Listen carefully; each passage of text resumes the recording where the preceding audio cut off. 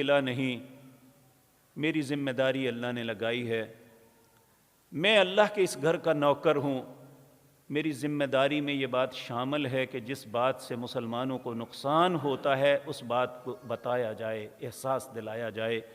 صرف اسی نظریے کے تحت آپ کے سامنے یہ گزارشات کر رہا ہوں، وگرنہ مجھے کوئی غرض نہیں۔ اکثر لوگ پوچھتے ہیں جی ہمارا کلیگ فلاں ہیں، کیا ہم خیر سگالی کے لیے سب کچھ کر سکتے ہیں؟ میرے بھائیوں، ہمارا مفاد کسی بھی انسان سے کتنا ہی کیوں نہ ہو، کیا اللہ سے زیادہ مفاد بھی ہو سکتا ہے؟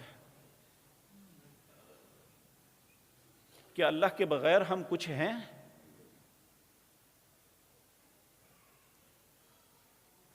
احزاب کی جنگ تھی،